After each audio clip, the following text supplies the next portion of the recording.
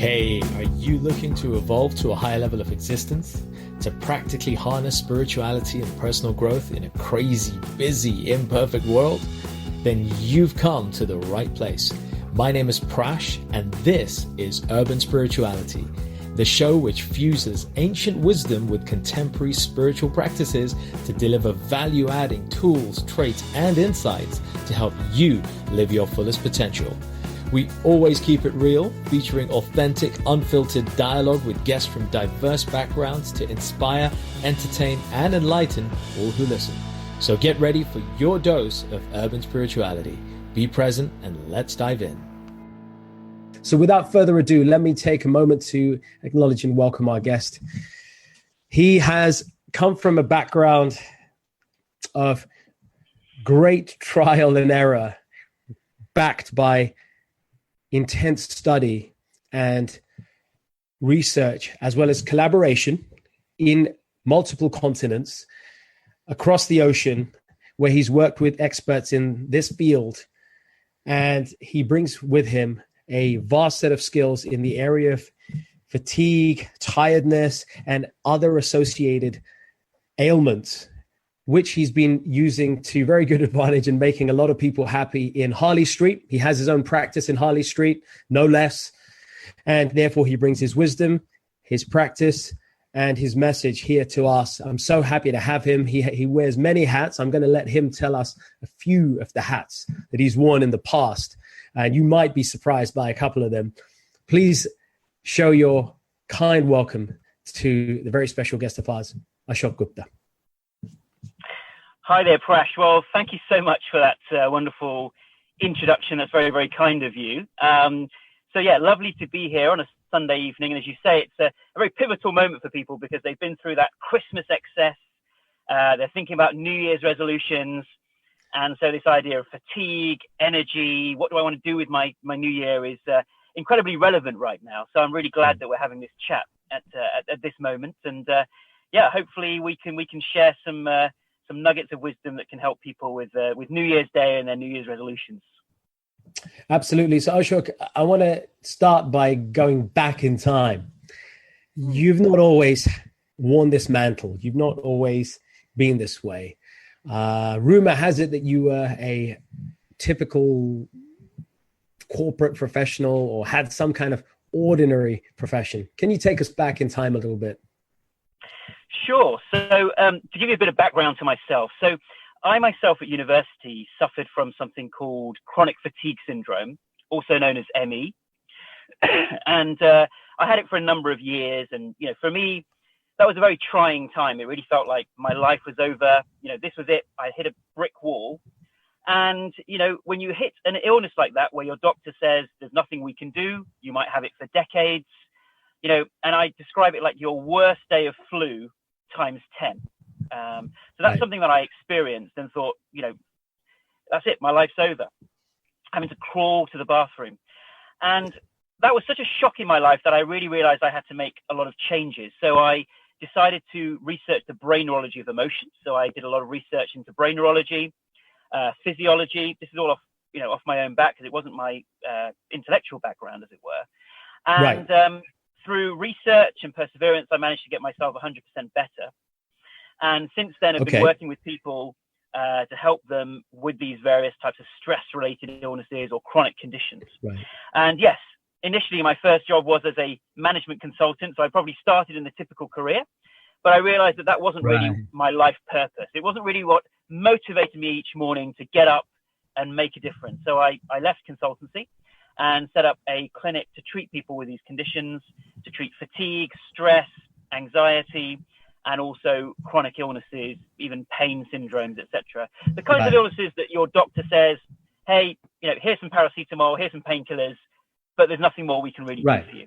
So those illnesses that get lost in the system that I call modern evolutionary illnesses, that are caused by the fact that we're not living according to our evolutionary preferences, body-wise. Now, so the reason I'm presenting today or talking to you in my car There's people wondering why. It's There not, is a of reason. course, because my nephews are running around in the house right now causing mayhem. Of course not. No, it's actually because there's a lot of analogies to be drawn between the way that we treat our car and the way Right. that we treat our bodies. Yep.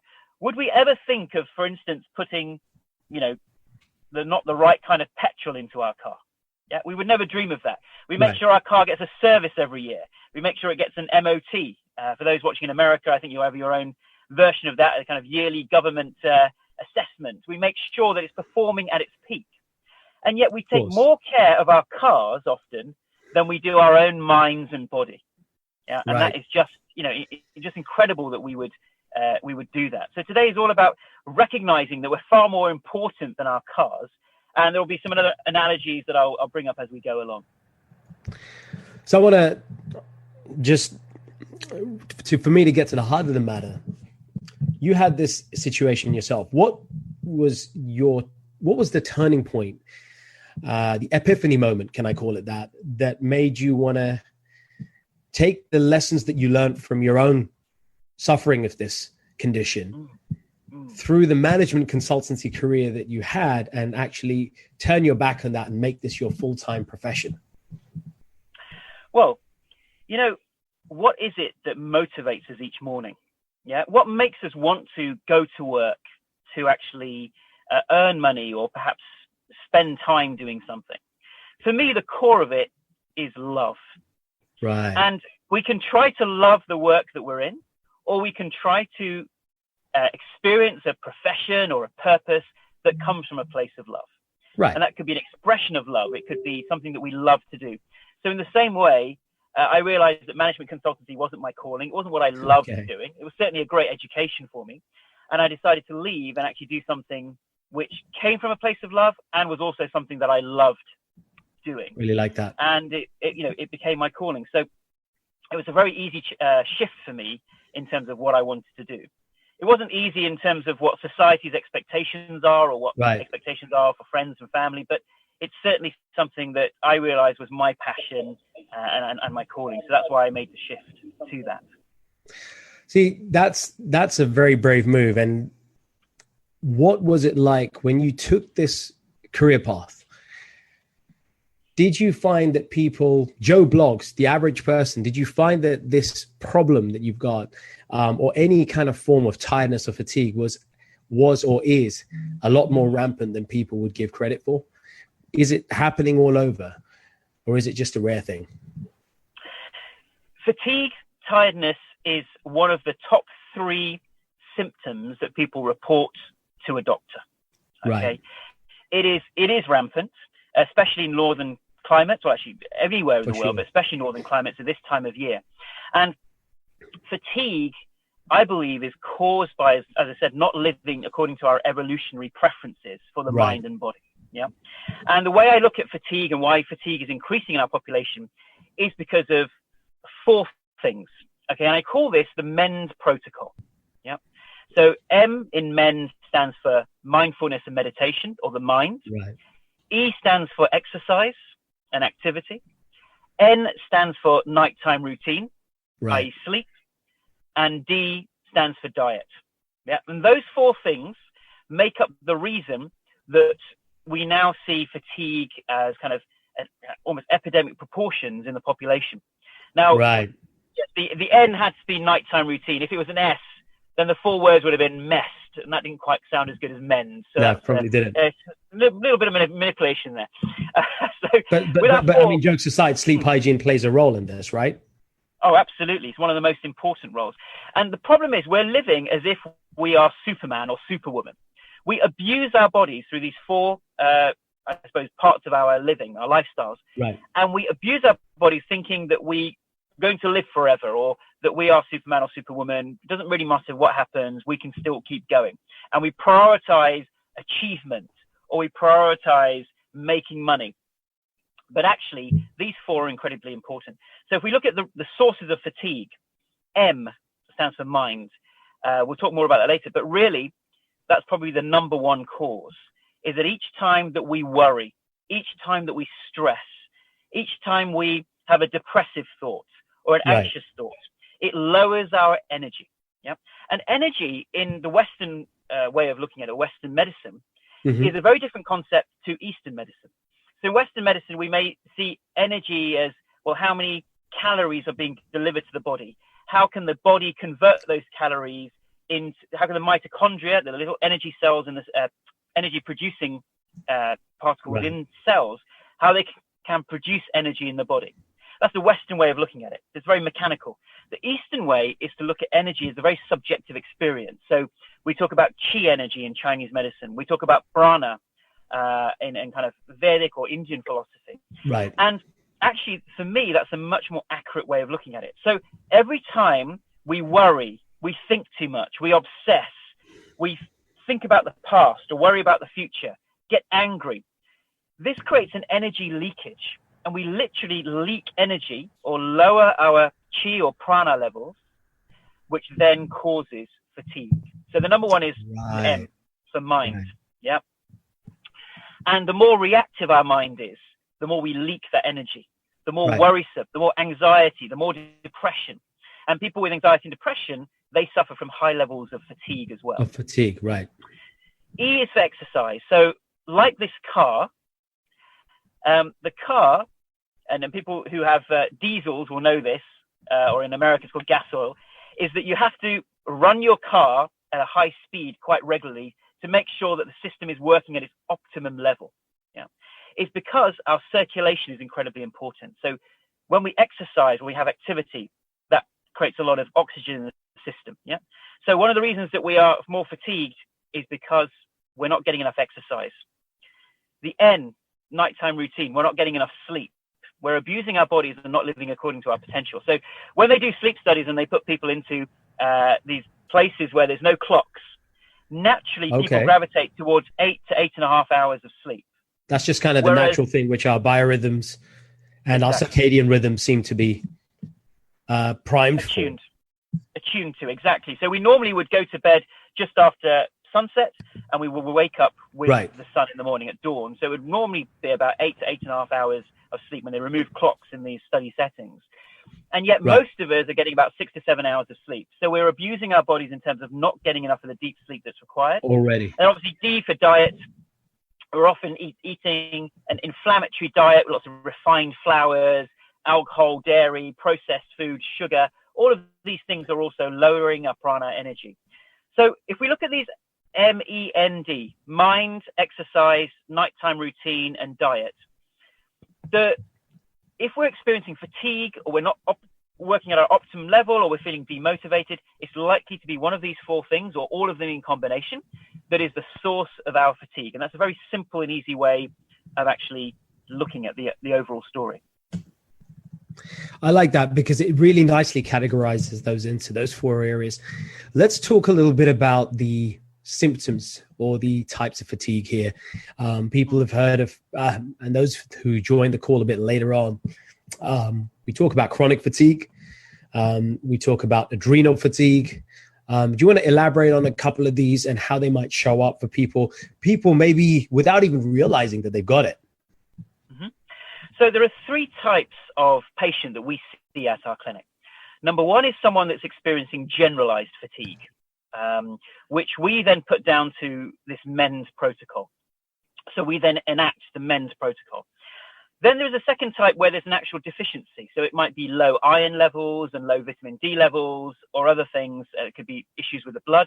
So it's very important that if you're experiencing fatigue that you go and see your doctor and you have all the relevant tests done, the blood tests, etc., to make sure that there isn't something where there's a deficiency which is causing your fatigue.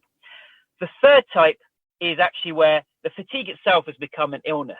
So it's actually become chronic fatigue syndrome or ME or fibromyalgia, which themselves are very serious conditions. So for that, I've developed a treatment program called the Gupta program. And that's something which is probably separate to what we're going to talk about in our discussion today. I would say that the majority of people who are experiencing generalized fatigue, especially after Christmas, especially with the winter months, January coming, probably in the first category, whereas there's just a general feeling of lethargy, feeling lackluster, etc. If you've got anything more serious, it's important you see your doctor. And then if you really have been diagnosed with chronic fatigue syndrome or fibromyalgia or pain syndromes, then we have another separate treatment protocol for that.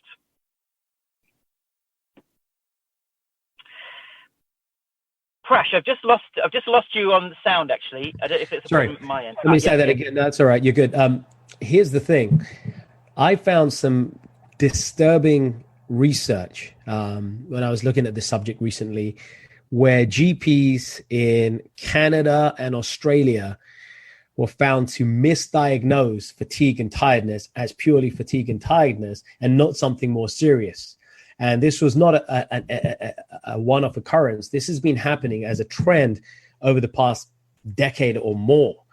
And this is really worrying. That means that there could be so many of us viewers, listeners, people tuning in. And I don't mean to put worries and, needlessly alarm people, but what can one do in one's own sphere to kind of ensure that that kind of diagnosis is done properly? Do they just go to a GP? Should it just be bloods?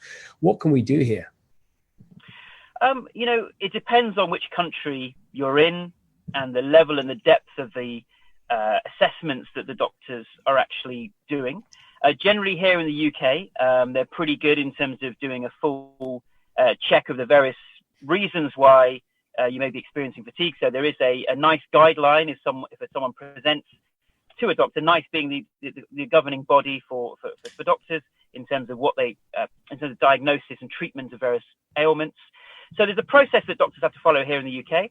So there's a full suite of tests that are done. So I'm not an expert in what those tests are, but certainly the biggest culprits tend to be thyroid issues, iron issues, vitamin D, and other blood tests that are done to make sure that there's not something purely physiological that's going on. Once the doctor's given you the all clear, then it's likely to be something in your lifestyle that is causing this generalized fatigue, because it is so common in the population. What, from your perspective, are simple strategies that we can start putting in place in our lives here and now that we could perhaps do, especially with this time when there's a lot of stress, or perhaps in the new year when a lot of us are going to be diving back into our careers, our businesses, and there's going to be there's that traditional backlog of stuff that's just going to pile upon us. Any thoughts? Yeah, let's start with this MEND because it makes it very simple. If we just follow a couple of strategies within the MEND protocol, there are big changes and big shifts that we can see in our energy levels. So we start off with the most important, mind. Okay.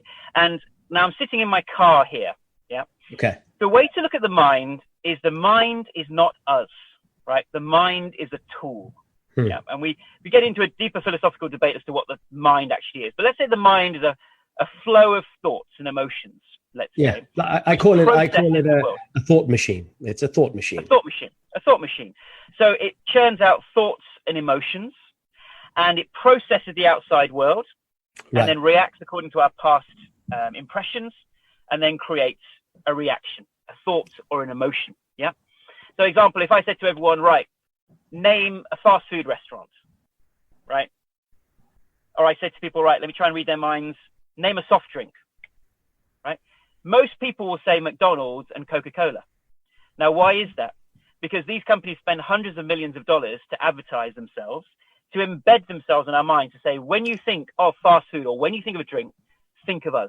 And in the same way, our minds have become these machines that react according to our past impressions. Right. Okay? That means that each time we react, we're worrying, we're getting angry, all of these kinds of emotions, which then drain our energy. And the reason they drain our energy is because we're too identified with the mind. Okay. So just like my mind is a car, I am not the car. I am using the car as a tool. So I can step out of the car and I am separate to the car. So I know the wonderful work that you do with urban spirituality and mantra therapy in terms of this idea of we are this consciousness, we are this Satchitananda, in that it's called in the Vedic tradition, this idea that we are that pure love and bliss. We then step into the car and we use the car to take us where we need to get to. It's from here to here, yeah. But actually, sometimes we become too identified with the car and we think we are the car. When we have road rage, someone cuts us up in the middle of the road. We shout at them as if they've done the worst thing, but it's just a car. Their car got in front of our car, but we become identified with our position of being in the car. So in the same way, the quickest and easiest way we can energize our system is to regularly step out of the car and not be so identified. And what is that? That is meditation. Meditation is the art of stepping out of our car, disidentifying from the car that is draining our energy, and going back and plugging ourselves into the electricity socket and re-energizing. Love that analogy. Re-energizing. Love that. And, you know, meditation, there's been so many studies done on this. This study done by Harvard a few years ago should have been front page news. They studied people for a year before they learned meditation and saw how many times they visited the doctor and whatever. They then learned meditation and meditated for 20 minutes a day to enact a relaxation response. And they were given some other advice. And they tracked them for a year afterwards. And they found that the numbers of time that they visited a doctor or a medical facility, it almost halved. Almost halved. Nearly halved. And I can send you this study. You can share it with people on your Facebook group. And that study should have been front page news, because if a pill had been created that could halve the number of times someone visits the doctor, that would be the miracle drug of the 21st century. And yet we have the clinical evidence to prove that.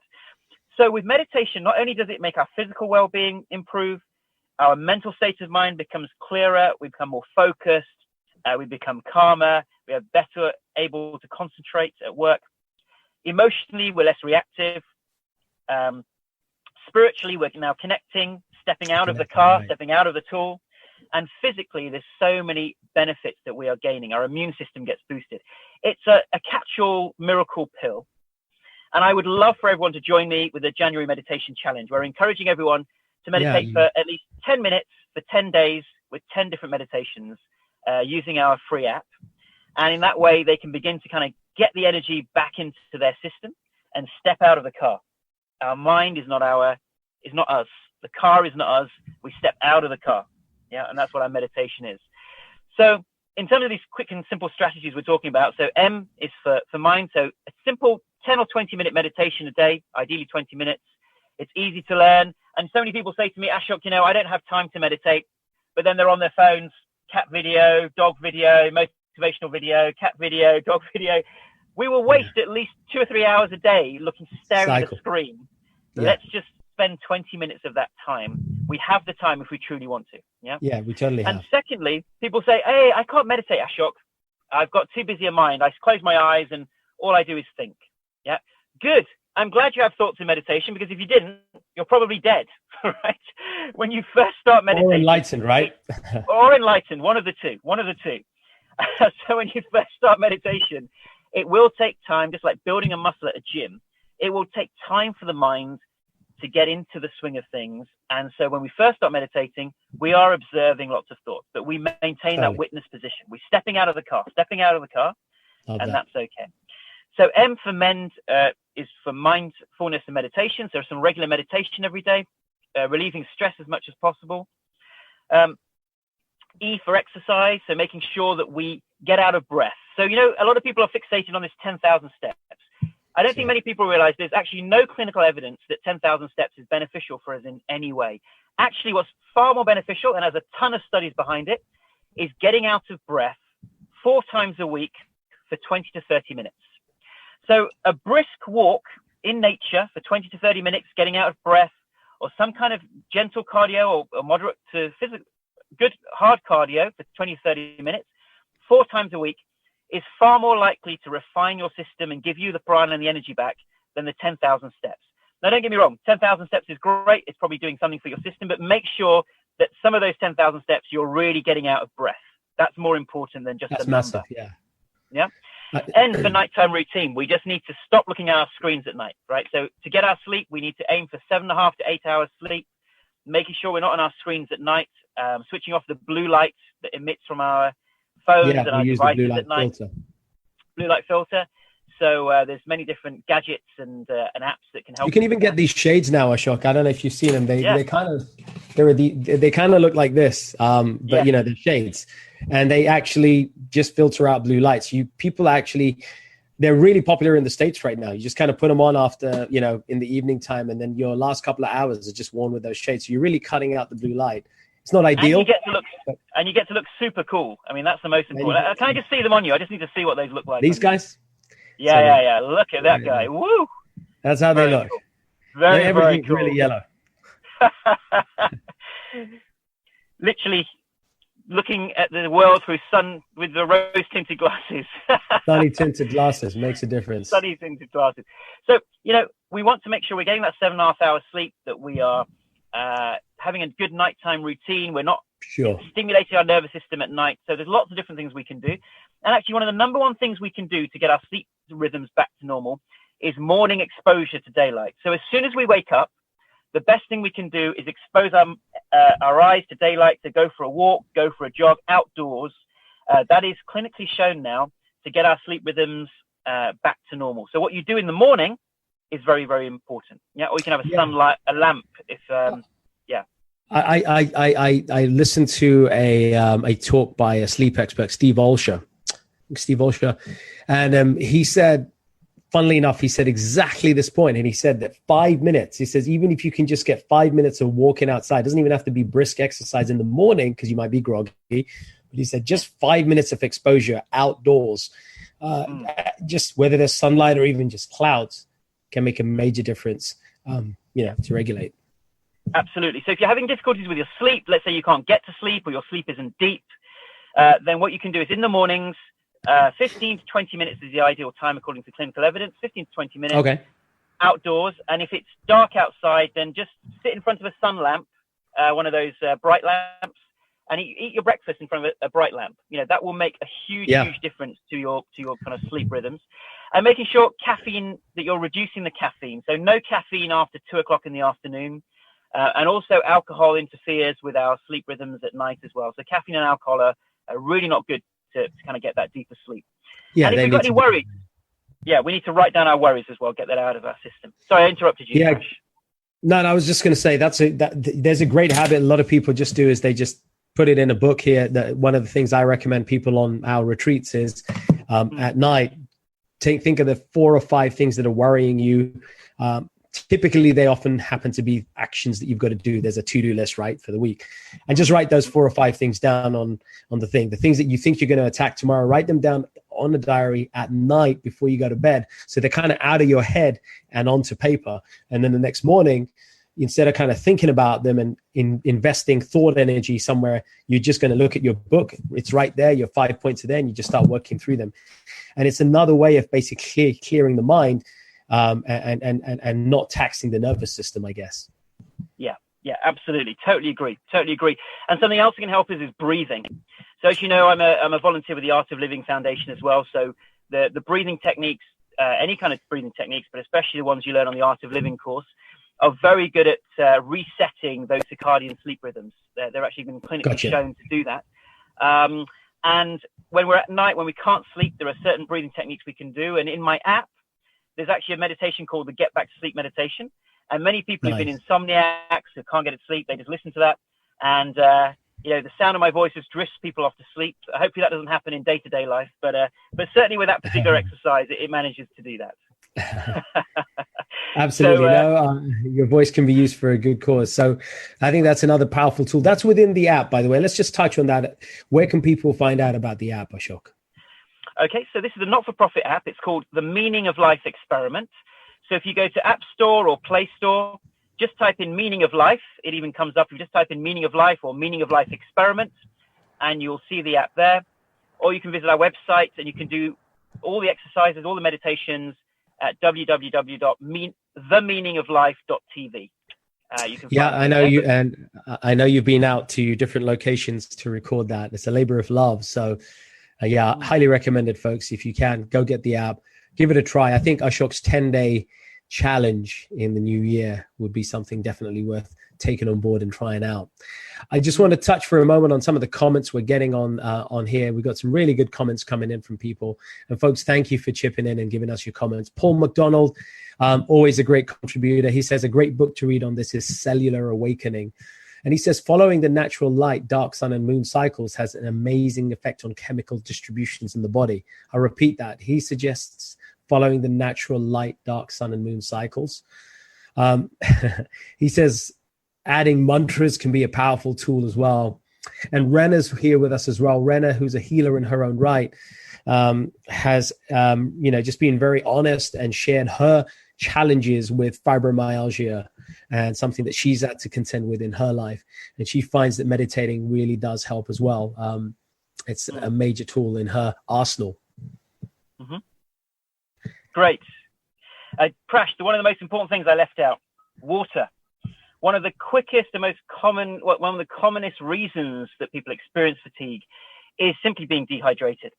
And so we want to, although there's people who say, well, we don't need the 2 liters of water because the food that we eat contains lots of water. The challenge is that a lot of our food also contains salt. It's more salty than it needs to be. And when we're stressed, we actually lose a lot of water. Now you're drinking your water as well. So actually we want to aim for those at least 2 liters of water, but between meals. So one of the sources of fatigue is actually drinking water during a meal, diluting our enzymes, and then a lot more energy is used in digestion. So drinking lots of water between meals, at least 20 to 30 minutes before a meal, or an hour to an hour and a half after a meal. And that will be good to kind of keep our energy and prana levels up as well. I love that. Timing of water drinking is a really important thing. Thanks for throwing that in, Ashok. I want to kind of bring this to a close with a couple of quick fire questions, and really just give a little insight into where you go with these. If you could live anywhere in the world, and I know you're well traveled, where would it be and why? Very good question. I think for me, the south of France actually is a very, very beautiful place, a really, really stunningly beautiful place in terms of nature. Now, I'm a real nature lover, and the greenery, the mountains, the beaches, everything in the south of France, and also the Italian Riviera that kind of continues up from Nice, beautiful area of the world. So I think, they definitely have a great lifestyle out there. Okay. Now we've got this movie out there in the cinema, and DC and Marvel are blitzing our eyes with superhero movies almost every month, it seems. If you were a superhero, Gupta Man, whatever name you have, what superpower would you like to have, and what would you do with it? Right. Well, I don't know what the superhero name would be. Maybe Amazing Ash. How about that? The Amazing Ash. The Amazing Ash sounds good. Kind of like the Houdini. Or the Shocking Ashok. The Shocking Ashok. That could be another one. I think the superhero quality that I'd like, or the gift that I'd like to give to people, is actually the gift of self-love, actually. The gift of self-love, overcoming insecurity, having that confidence in oneself. There have been studies done that in terms of what really causes worry, anxiety, and depression. And the number one thing was dwelling on negative thoughts. So we can cure that through meditation. And secondly was self-blame, insecurity, putting ourselves down, self-criticism. And often it's so subtle we don't even notice it. One of the quickest and easiest ways that we can suddenly turn up the brightness in our lives is to simply let go of that little fatiguing voice, that little inner critic voice that puts us down, that makes us feel insecure with ourselves, that makes us feel that we're not loved, and to recognize that we're bathing in that ocean of love. Nice. And that would be the one kind of superhero power that I'd love to have. Love that. That was a great answer. And if there's one thing the world definitely needs, it's a lot of self-love. And God knows we need to love ourselves if we want to love other people fully. So what a great superpower. Okay. If you had a time capsule and you could rewind the clock, go back to the 1990s, late 1990s, maybe. What advice would you give to your 20-year-old self?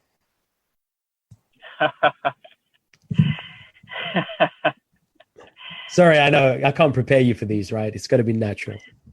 Well, first of all, I'd say that I'd let him know that the music that he's listening to back then, the R&B and the soul and whatever it would always be the best music that was ever created. So first of all, spoken from a true DJ, right? One of your other hats, a DJ. Yeah. So the 90s were definitely the best decade for music in my view. I can't argue with you about the 80s on that, but hey, it's okay.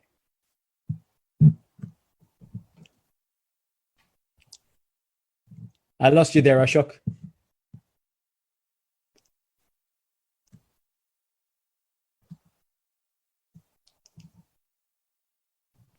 Okay, it looks like he has a slightly dodgy connection. Ashok, are you back with us? Can't hear you, buddy.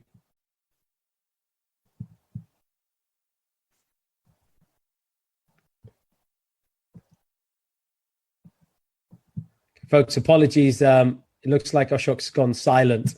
We can't hear him.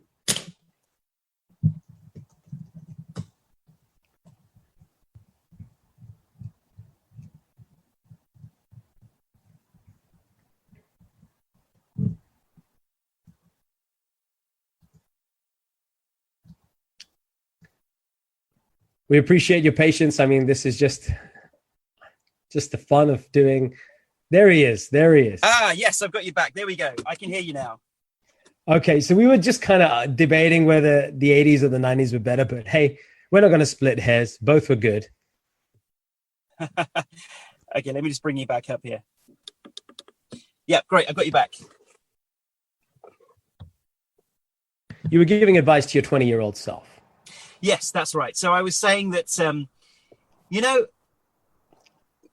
some ways, when we're children, we are protected from the ups and downs of life. Our parents kind of, act as that cushion. And as we get older, it's recognizing that true human spirit to handle the ups and downs of life, that is always within us. And life will have those ups and downs, but that's okay. That the valleys and the mountains, it is the mountains that create the valleys. It is the valleys that create the mountains. It is the idea that they Love that. work together. And so we take the ups and downs in life, but we recognize that we always have that power to see them as huge, we can catastrophize and say these are terrible things are happening in our lives, or we can recognize that we have the power to move through them. So just like the waves up and down on the edge of the ocean, we are that entire ocean. We can crush these little ups and downs like small pieces of grass underfoot rather than building them up into huge things. So it's persevere, keep going, believe in yourself, and you do have that power of the human spirit to carry you through those dark tunnels, and you'll get through it. I think that's amazing. We should get a documentary done with you as one of the script writers, because that kind of wisdom applies not only to a 20-year-old, but pretty much anyone and everyone who's listening. So thank you for the sage advice. Ashok, last but not least, where can people find out more about your work and where can they work with you? Great. So if people really want to take the January meditation challenge, I'm hoping lots of your viewers would love to join us. So they can download the app, as I said, Meaning of Life Experiment on App Store or Play Store, and they can listen to 10 and 20-minute meditations, lots of videos, lots of exercises on that. And they can also do it on the website at themeaningoflife.tv. And if people have more severe fatigue, if they've been diagnosed with unexplained pain syndrome, fibromyalgia, ME, chronic fatigue syndrome, or other related illnesses, then they can go to our website, which is guptaprogram.com.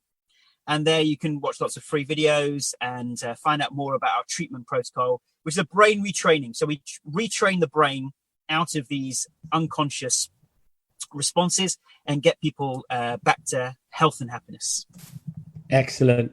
That's really great. Couldn't have asked for more, Ashok. I'm sure you're going to be a busy man in the new year with a lot of people coming to you with stress and stuff. All I can say, and I think I can say this confidently, is you're going to have less clients coming to your door if the people who've listened to this live or on the replay are to embrace and start enacting some of the strategies, the real straightforward strategies that you've shared here. So that's my hope for all of you as listeners and viewers of this.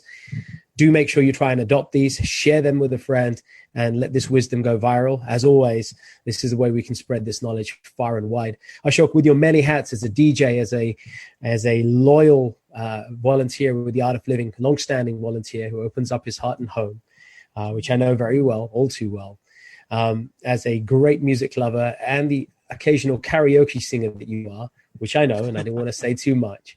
And of course, your great practice and your passion, which you do as your profession. We hope to hear and see more of you in the new year. Would love to have you back on the show and share more.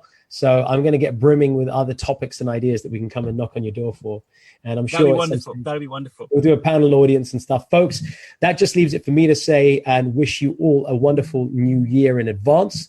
And an invitation before this interview finishes to our first Mantra Therapy New Year special on Saturday, the 19th of January, taking place in Wembley. We will be descending upon Wembley for an incredible night of inspiration and upliftment.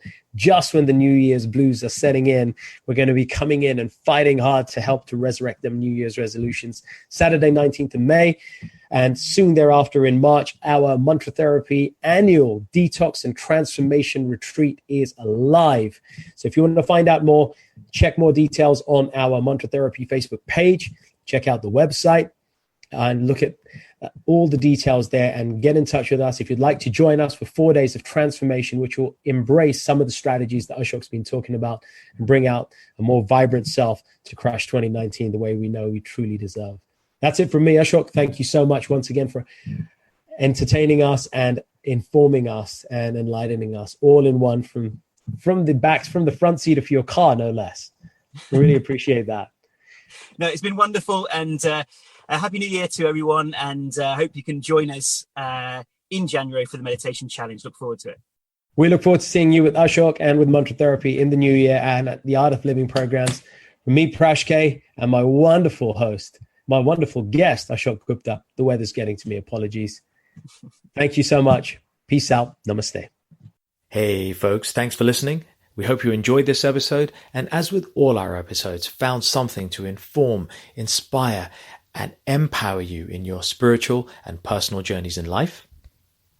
As always, if you enjoyed it, feel free to leave a little love through your ratings and comments, share it with those who you care about, and take your personal and spiritual evolution to the next level by joining us on one of our events, workshops, or retreats. Find out more about us at mantratherapy.co.uk.